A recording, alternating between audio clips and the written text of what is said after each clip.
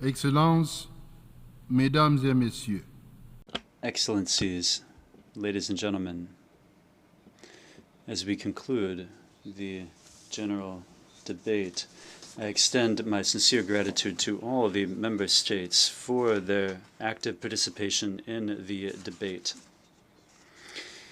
The discussions that we had this week show the importance of multilateral cooperation, which we need to overcome the challenges our world faces. In this month of September, we came together for the general debate in a period that was particularly tumultuous. Delegations addressed the pressing challenges that face us, the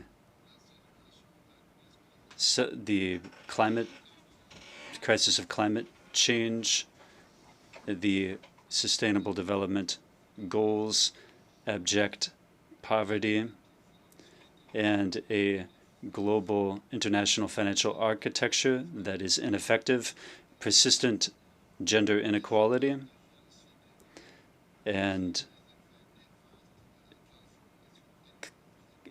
the adverse impacts of digital technology. These are the main challenges that have emerged from our discussions. We need to continue to build on the Summit of the Future.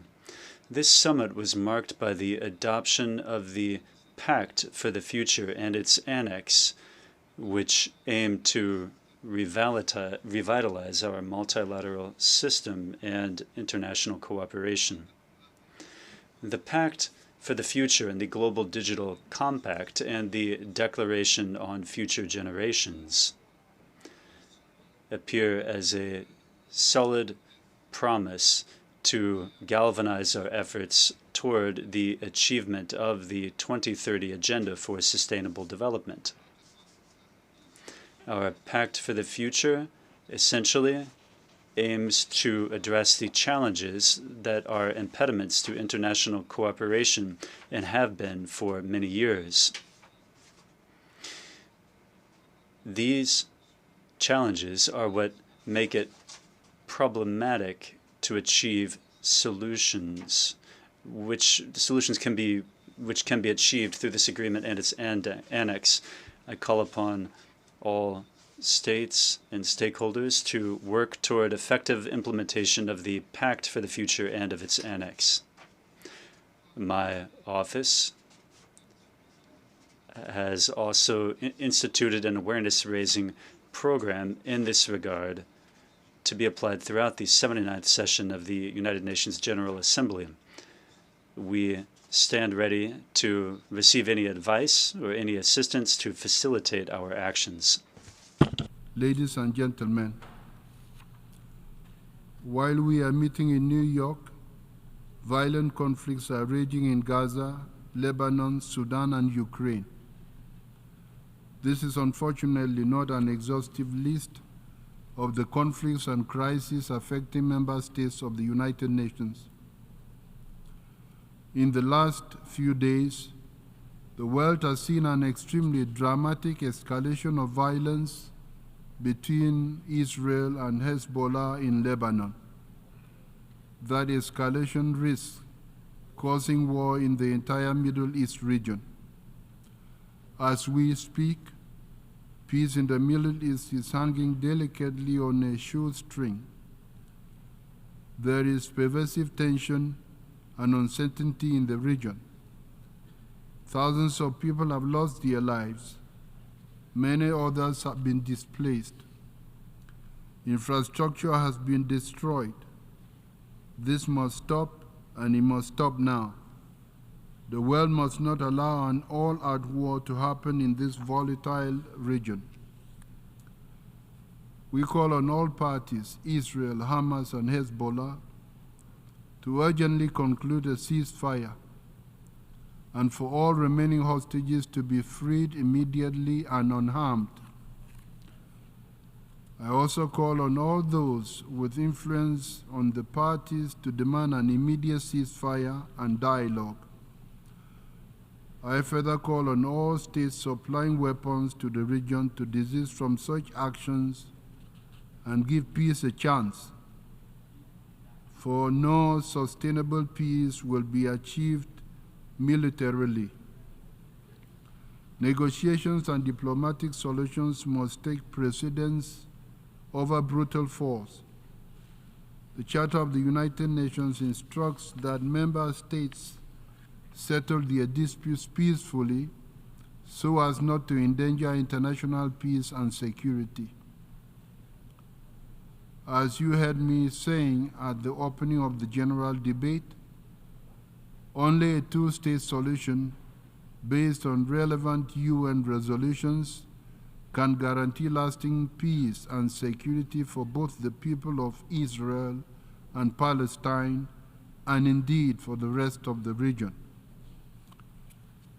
Excellencies, during the general debate, we heard from 190 member states, including contributions from 71 heads of state, 42 heads of government, 6 vice presidents and crown princes, 8 deputy prime ministers, 53 ministers, 3 vice ministers, and 7 chairs of delegations. Moreover, we heard from 3 observers.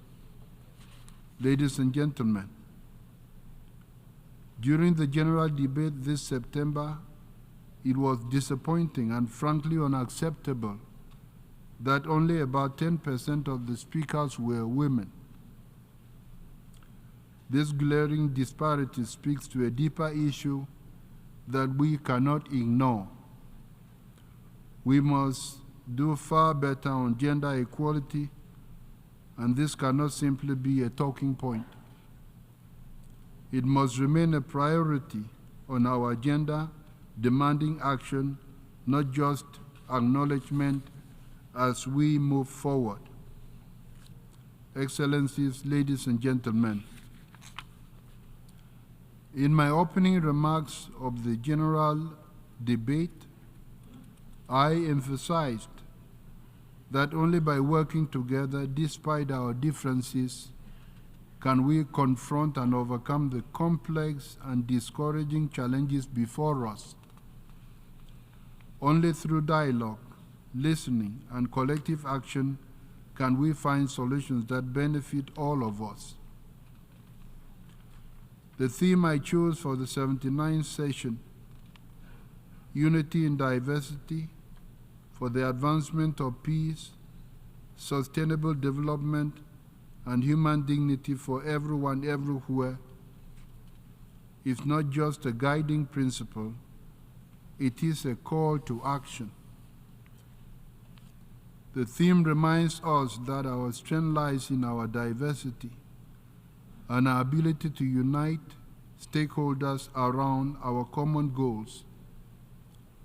Let us all move forward together with this spirit of unity and shared responsibility. Let us continue our work with the clear aim of building a peaceful, just, and dignified future for all. Thank you.